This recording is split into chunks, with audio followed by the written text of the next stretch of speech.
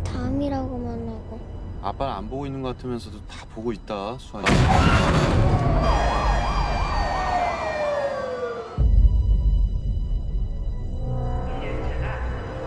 팀장님, 기차 타셨어요? 점심 전에 들어갈 것 같으니까.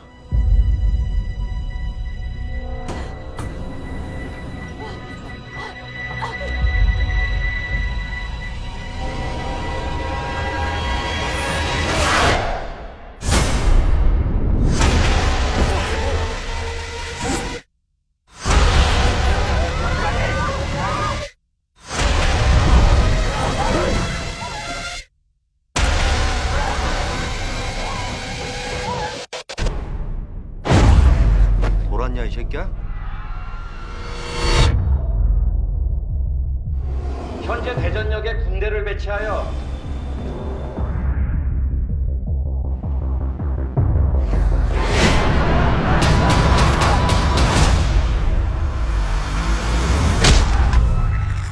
야 빨리 와!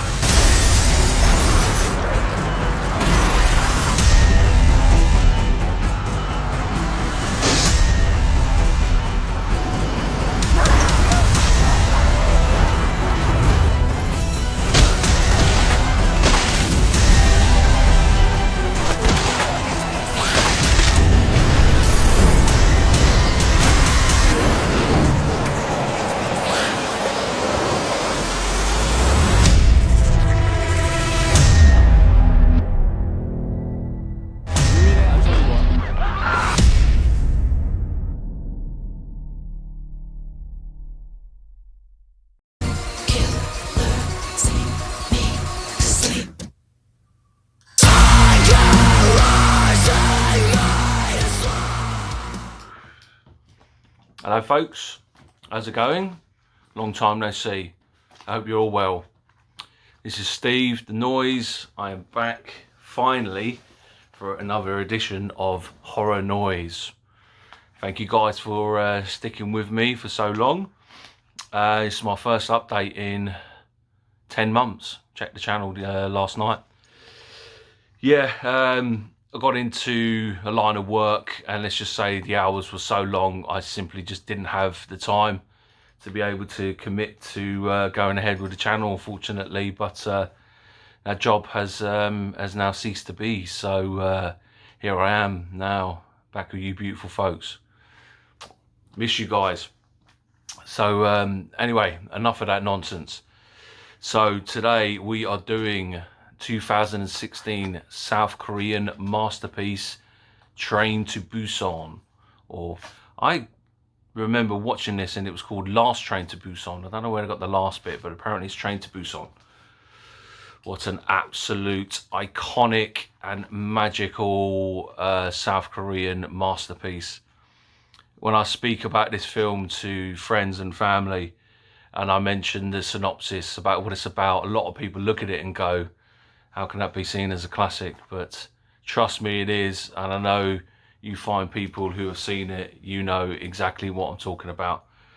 But let's get into it, shall we? So it was directed by Yoon Sang-hoo, who also did Peninsula, which was the sequel to this. The less said about that film, the better. Train to Busan was a classic. Peninsula, I don't know what he did in the sequel.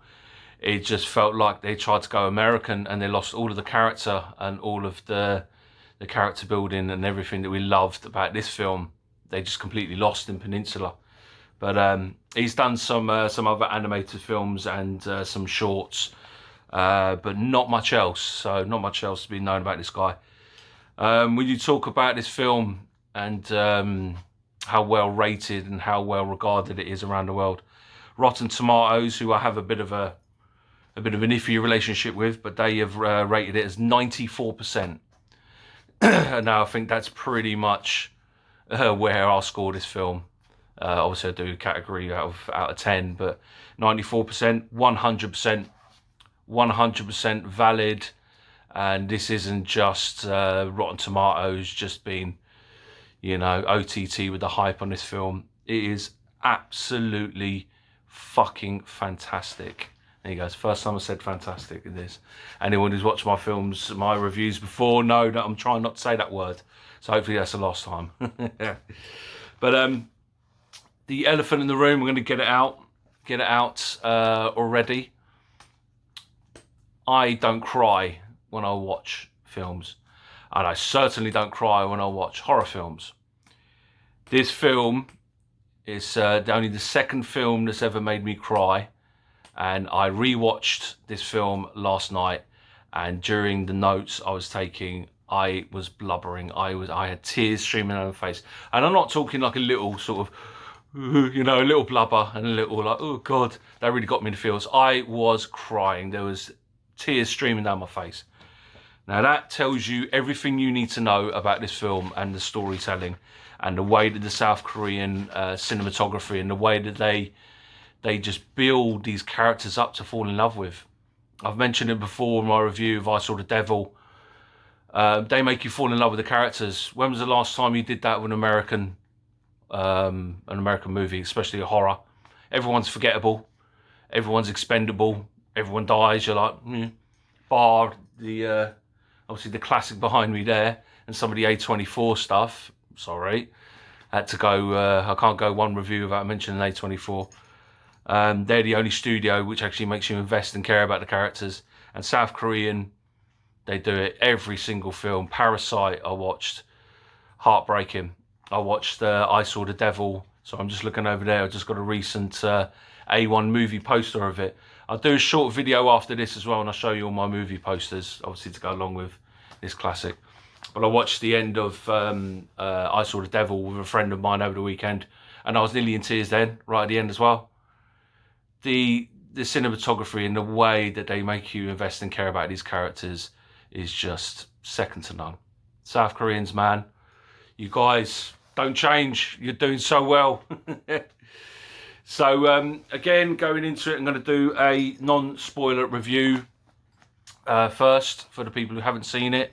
Hopefully once you hear this, you'll go out and see it, because trust me, it's worth it. So the synopsis will obviously back this up. You've probably seen that in the clip.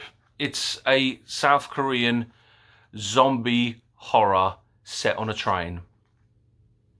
Yeah. Now, when you say it like that, how's this groundbreaking? How's this a masterpiece? But trust me, it gets you right in the feels, and the twists and the turns and the character building, the arcs. You know, the creatures themselves, the heartbreak that everyone has to go through. It just makes this film an absolute classic. So we have a character called Seok Woo. He's the father of a little girl in it. He's like a sort of businessman. He works in like the stock exchange. We have a guy called Sang Hwa, who is big burly guy. He's played by an actor called Don Lee. His character arc in it is just fantastic as well. You absolutely just fall in love with this character. But the central story is evolved around this guy, Seok Woo, and his daughter. So the opening scene in the film, it's quarantine conditions. It feels quite relevant now, doesn't it? You have like a farmer who's coming through like a quarantine zone, and there's a paranoia about some kind of chemical leak around the local area. No one seems to be taking it seriously at all. And this farmer, he's in like this little van. He ends up hitting this deer in the middle of the road, and the farmer's just like, he kind of backs it off and just drives off. And the next thing you see, the beer. I'm thinking of this stuff, aren't I? The deer starts to contort and twist, and you hear like bones crunching. And this dead animal just suddenly stands up, and its eyes are all glazed over. So yeah, you know that shit is going to go down when you see this opening scene, and it's very creepy. And again, so well filmed, so well. You know, summed up what's about to happen, the dread that's soon to come to all these people. So yeah, touched on the core of the film surrounds this Suk-Kyu, who's estranged from his wife, broken up with his wife. I think they're either getting a divorce or they're separated. And his daughter is with him for the weekend. And he's so wrapped up in his work that he hasn't really got time for his daughter. Almost palms her off to his mother. And he's just distant. He's just like, he doesn't really care about the daughter. It's her birthday around this time, or the opening scene, and he doesn't even know what to get her. He speaks to a colleague at work, and he's just like, what do kids these age really like? He has no sort of idea, no concept, doesn't engage with his daughter at all. So it's based around, obviously, he has to take his daughter, Kim Swan, back to the mother who lives in Busan. So that's obviously the crux of the train to Busan. So when they get onto the train, you've got the father and the daughter. You start seeing, because they've got TVs and television monitors all throughout the carriages, and you start seeing there's nationwide unrest, and there's riots going on all around. And yeah, horrible things start to go down all around them. Even as the train's pulling out, you see little glimpses. Again, this less is more, which I've talked about a lot in horror films. They don't show you everything from the get-go. It's all subliminal. It's like, oh, what was that? What was that? You know something's coming, but it doesn't. They don't just throw it straight into your face from the get-go. So obviously, let's just say the outbreak happens on the train, and it turns into a sort of dog-eat-dog scenario on the train. People trying their utmost to get, to stay alive and to almost get one over on the other people around them. And it delves into quite similar themes, which a lot of South Korean media does these days. The whole sort of class struggle. They do it in Parasite, they do it in Squid Game. They do it in this beautifully as well. There's one character I just called the Suit, who's obviously high-powered and tries to manipulate people. And yeah, it works. It works so well. It's something that the Koreans obviously feel very strongly about. The class sort of struggle that goes on, and they touch on it again in this film. So yeah, you got obviously the president then comes on the nation. It's quite funny. I was looking at it and smiling, thinking about our own Prime Minister at the moment, Boris Johnson, coming on and spoon feeding all this bullshit at the moment and propaganda. You got the president coming on and telling everyone everything's fine, don't worry. Also, all looking at social media posts of people just basically eating each other. So they already know what's coming. And there's various attempts to try and get off the train. And each time they do, they're met with obviously some kind of impending doom, which I don't want to go into too much. Again, the character building, the bonding, you see characters grow throughout this. Some unbelievable grief moments, which I've touched on obviously previously. Like I said, this film made me cry. Now, 41-year-old man. I know it's kind of socially acceptable for men to cry these days. It's not something I do very often. Forrest Gump was the only one. The only one recently was Squid Game, another South Korean media. That made me cry. And yeah, if this film can make me cry, I'd say there's a good chance it's probably going to make you cry, put it that way. Yeah, I keep mentioning it. The character building around this film is beautiful, absolutely stunning. So the only drawback I can get with this film, is probably the special effects. At times, the special effects can look a little bit corny. You can look at something and say, well, that's CGI. There's actually other moments where the CGI is actually bang on and really creepy, and they do it in certain ways that Hollywood just don't do. But there's other times with the CGI usage, which makes it a bit But everything else around this film more than makes up for that little shortfall. So this is my this is the end of my non-spoiler review. Noise is going to give it a, I think it's going to come up here somewhere, 9 out of 10. 9 out of 10. Last Train to Busan, or Train to Busan, as I think it's called. I don't know where I got the last from. Fantastic. It's easily the best zombie movie I've ever seen. It's definitely in my top 3 Korean movies I've ever seen, and obviously probably in my top 5 favorite foreign horrors I've ever seen. Noise, I can't big this film up enough for a South Korean subtitled zombie film set on a train. They absolutely knock out the park. So yeah, 9 out of 10 and highly, highly recommended. So I'm going to go into spoilers now. So you have 5 seconds to turn away.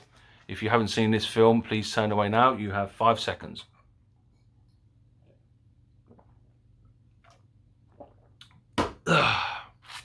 Okay, spoilers. Let's do it. Ooh. So just sporting a new Distant merch there.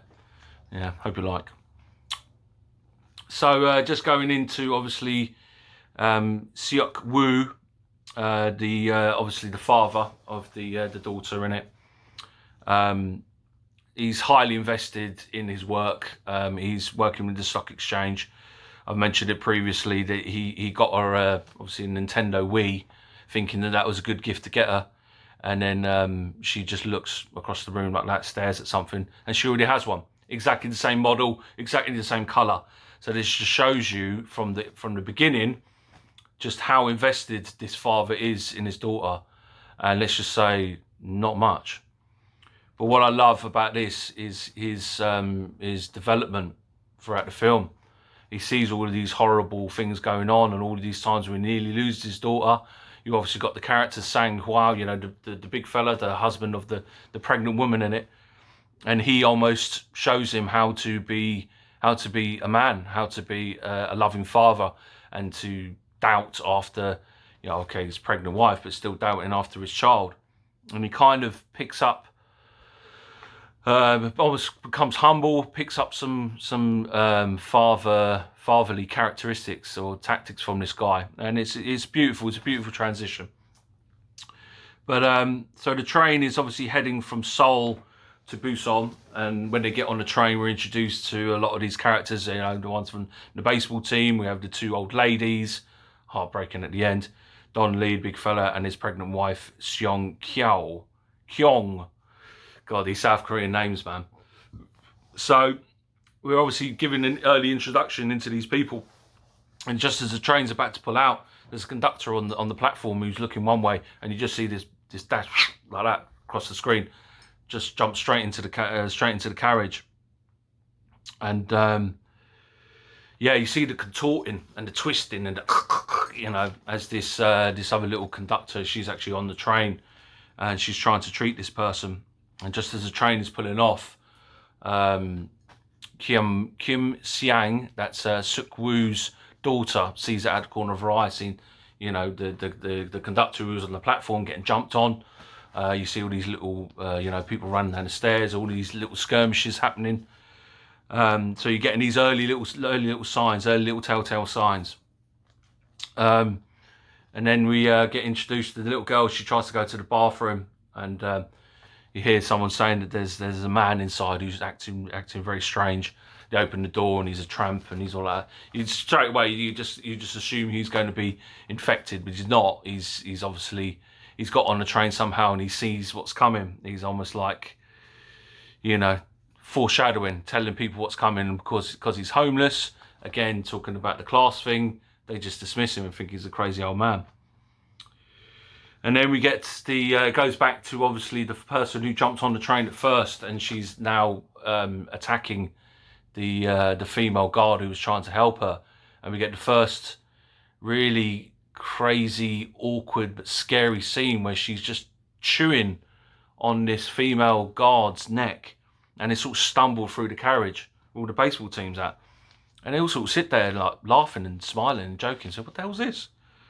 And again, it's that, the South Korean movie making, they encapsulate the awkwardness and the unsureness of situations better than anything in Hollywood. Because initially, someone will see that, it'll all be screaming and jumping, but they don't. They look at it and like, what the hell's this? And we'd all do exactly the same. It's the realism. I think that's what gets me with South Korean. Like, you got the big main heroes, but they're always being punched or hitting or falling over or stumbling into stuff. Whereas in Hollywood, everyone's perfect. Everyone's like robots. There's no human emotion to it. And I think that early scene, I remember because I was watching it again last night, and that early scene, it just creeped me out. It just really was like, ugh. It was something that just got to me, So obviously the female guard who just had her neck chewed on, you see how quickly they turn. It's literally within like 10 seconds. It's like World War Z kind of zombies. But they have this beautiful contortingness, like, so when they're getting up, you can hear their neck snapping. Yeah, quite creepy. Then you get like, obviously all pandemonium's kicking off in that carriage, especially with the baseball, the baseball team, and then obviously all these passengers, and you start getting to see the first horde situation where they're all desperately trying to get to the rest of the survivors, and you get these sort of CGI hordes where they're falling over each other. Now in the carrots in this scene in the carriage, it actually worked really well, but obviously there's later scenes when they're falling through like glass planes and stuff. It doesn't quite look too well. I think when it's open plan and high lighting, you can see the frailties in the CGI. But when it's all enclosed and it's quite claustrophobic, it works really well there.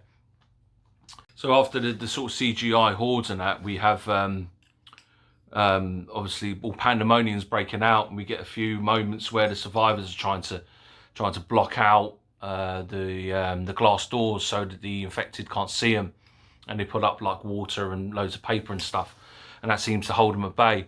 There's various other scenes where Seok Woo he's holding the door open for loads of people to run out, and it looks like the big guy Sang Hwa and his pregnant wife, they're not going to make it, and he goes to close the door, and it was only his daughter who basically begs and screams and said, "I know them, let them in, let them in."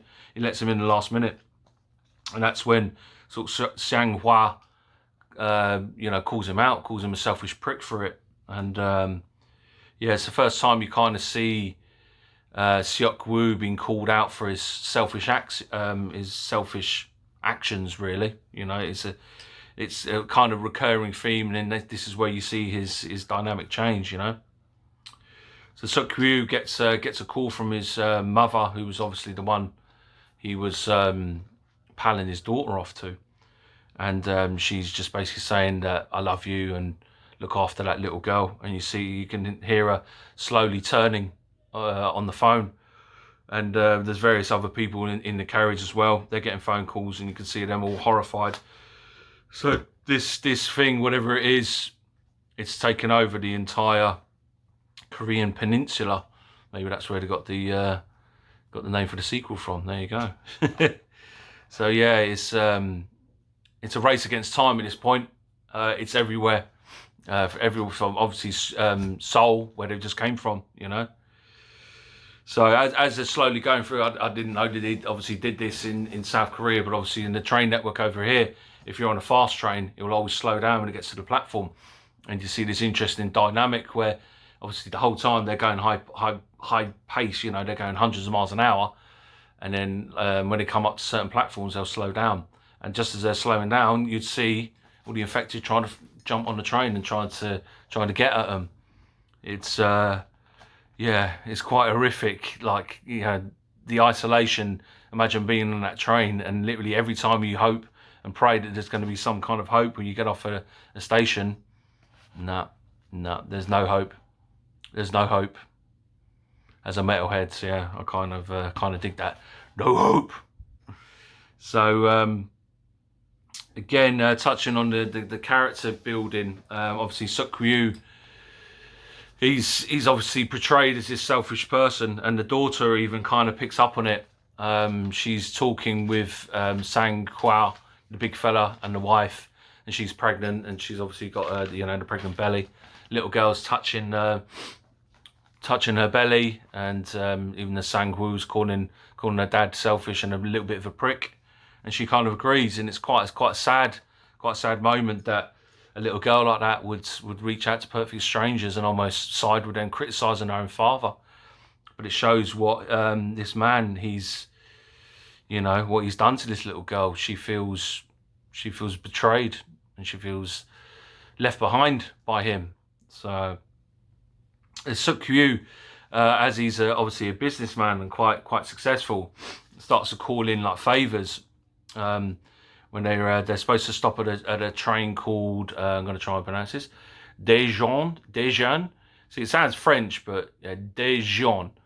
And he's basically calling ahead to some reporter, basically asking for some kind of preference, because the minute they get off this station, they're all going to be put straight into quarantine, and they don't want that. So he's basically asked a friend if they can just him and his daughter be taken off separately. And the little girl hears this and basically calls him selfish. All you care about is yourself. That's why mummy left you. Yeah, Jesus Christ. So when they get off at Dijon, they're expecting hordes of, army people to be there. There's sections, there's like barricades everywhere telling them where to go, but there's no army, there's no soldiers, nothing. And you see it where they're going through this barricade, and Suk-woo tries to divert off to the right, and most of the other people just go ahead and follow this path. And straight away the homeless guy says, "No, I'm coming with you. I'm following you and your daughter." And he's basically saying, begging them to leave, go, no, you go that way. He's like, "I heard you on the phone. I'm coming with you." And then of course, they're walking down this corridor, and you see like one lone Korean soldier, and he's all blood all over him, and he's like, "Please help me." And the next thing you see, one of the infected come along and just chomp him on the neck. So all hell breaks loose, and they have to get back on that same train, and the isolation and everything just kicks back in. There's a mad rush to get back on it, but obviously the hordes are chasing them. You have a scene where Suk-woo, he's trying to hold off one of the zombies with like this book, like putting it in his mouth, and that Sang-hwa, he has a chance to basically leave Suk-woo, but he doesn't. He goes in and helps him survive, runs straight through the doors, and they all get back onto the train. But at this point, they're all separated now, so they were all like in one neck of the train. One of the poor survivors actually goes to open one of the doors in a panic, and it's actually one of the carriages that had obviously the infected in, so they're completely massacred. So they end up getting split up. So you have like Suk-woo, Sang-hwa, and this sort of jock who's part of the sort of baseball team. They're down one end of the train, and all of the sort of the older survivors and the ladies are down one end of the train.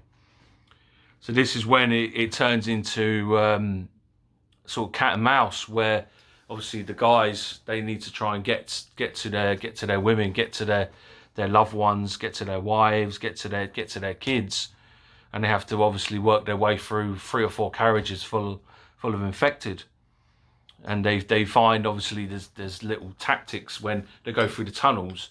The infected are completely sort of immobilized because there's no light. They don't know what to do, so they have an easy way of maneuvering around them or causing distractions for the infected to then jump on, and they can sneak through.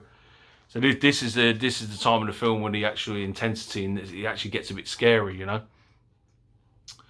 But we have like this lovely moment with Suk-woo and the big guy Sang-hwa, and he says about how hard it is to be a working father, how even though he thinks he's a selfish prick, his heart goes out to him because obviously he's successful and he's trying to do the right thing. But as a father, you're expected to provide, but you can't be there all the time, and this is the pressures that are expected of all fathers. And it's quite a moving moment for me, especially as a I'm a father. I've got 2 daughters, and yeah, I've had some issues in the past with trying to get access or, to see one of my daughters. So it was something that that touched true to my heart. I just loved that moment. There's a lot of support for women. Sometimes I don't feel like fathers' fears or anxieties are really touched on. So it was a lovely moment for me. So in one of the carriages where a lot of the survivors are, you have this guy called the Suit. I didn't even look his name up because he's such an arsehole. He tries to manipulate the crowds, the people in their carriage, to keep out any people who are trying to make their way to him. And again, this is the class system, because he's in a suit. He tries to hold himself in high regard.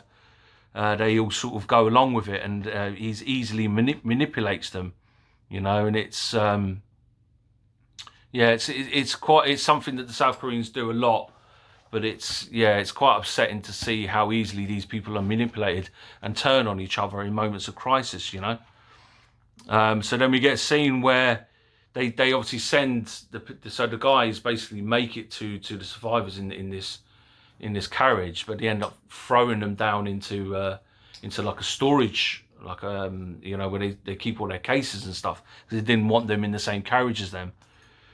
And then just as they're about to do it, unfortunately, the old lady, there's these 2 sisters in it. The old lady notices that her other sister has been turned. So in a moment of madness, goes to open the door, seeing her sister there, but she's obviously turned. And this ends up in a ironic twist, ends up turning the entire carriage of all of these survivors who just turned on the ones who just made it to the carriage. End up killing them all, or turning them all. So it was quite a sort of bittersweet moment, So then we get a really touching moment. Suk-woo, after obviously everything that's happened, he's finally been reunited with his daughter, and he actually, for the first time, just stands there and listens to her, holds her hand, and he starts to cry. He starts to break down, and you can see it in his daughter's face. It meant the world to her. Just having this one little moment of tenderness from a father meant the world to him. And it was a beautiful moment. Again, filmed to a T, just like everything the South Koreans do. Absolutely stunning. So the train suddenly screeches to a halt, and there's a derailment up ahead. And basically, the train driver says, "Look, there's a whole bunch of trains adjacent to the left of us. We're going to have to change train." And then we get the Suits, the horrible bastard, manipulating, and they're hiding in some toilet, and he uses one of the guards as bait. He just says, "Is the coast clear?" He goes, "Yeah, go on." Out he runs, and he gets eaten. And it was just the selfishness of this guy, and you're just rooting, you're just hoping and praying that he was going to be killed. We get this crazy moment where it was just runaway train that was just on fire, ends up crashing into one of the into the train that they were just on, causes a huge, massive sort of train pile up, explosions everywhere, and a select few just get out. So all you've got now at this point is Sang-hwan's pregnant wife. You've got Suk-woo and the daughter Kim Swam. The train drivers obviously got onto this train. It's just like one of those little carriage, just one of those locomotives at this point. And he sees the Suit, and he's all struggling, and he runs to go down and help him, and he ends up throwing him in front of a zombie. So now the Suit ends up getting into the locomotive and goes to run off. So you've got Suk-woo, the daughter, and the pregnant woman, and they're clambering to obviously run, get to this locomotive, not knowing who's controlling it.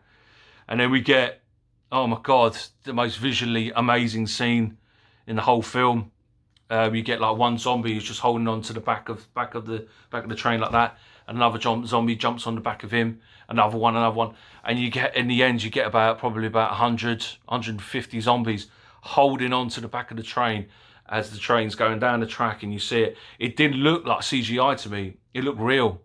And the stunt work on it, fucking hell, what a scene. I was watching it last night. I was like, it was crazy, unbelievable. You know, if that was you know, not CGI, practical, amazing work. So then we get a scene with Suk-woo's ultimate sacrifice. Oh, this is where I was crying my eyes out. Jesus Christ. So you obviously got the suit, the horrible boss. He's controlling the locomotive, and he's turning, and he doesn't quite know he's turning. So he's like, please help me, please help me. So there's a big struggle just as he turns to obviously protect his daughter and this pregnant woman. And Suk-woo, in the fight, he ends up getting bitten on the hand, and he ends up throwing the suit off the edge of this train. And Suk-woo basically gets him into the front of the carriage, closes the door, whilst the daughter is screaming, "Daddy, Daddy!" She's screaming like, "Ah, Daddy!" And then you get this scene where he's just standing at the back of the locomotive, and you see him, like, his eyes turn grey, but he's still smiling. You get flashbacks of him holding his daughter, and she's still screaming in the background, and then he just throws himself off the train. Oh, I don't know if you can see it here. Suk-woo's ultimate sacrifice. Yes, I wrote these notes in tears yet again. I was sobbing my eyes out. Oh, Jesus Christ, South Koreans. So we get to the final scene where they're near BUSAN, and they get out the train and they're walking down this tunnel, and there's a sniper at the end of the tunnel. He sees movement, and he's got them in the crosshairs, and he's literally just about to blow both their brains out. And the little girl starts singing a song. I can't remember if the song was prevalent to the dad, but once they hear that it's intelligent and she's, you know, not turned and not, they raise their guns and welcome them into what we assume is a sort of stronghold at BUSAN. The end. Oh, what an unbelievable emotional roller coaster of a film. Like I said, it's a horror. It's a South Korean subtitled horror set on a train, but it's so much more than that. It is a piece of art. It is beautiful. It's a masterpiece, and it's an emotional roller coaster. You know, the transformation from the father Suk-woo, Sang-hwa, and his sacrifice, the daughter, seeing what everything she had to go through, and then eventually losing the father after everything. And I urge you, I don't care if you're 7 foot tall, I don't care what kind of man you are, or even woman, you watch that scene and you tell me that doesn't get you in the feels. Jesus Christ. So yeah, Train to Busan, or Last Train to Busan, 9 out of 10. Fantastic film, one of my all-time greats. So yeah, 9 out of 10. Right, that's me, done.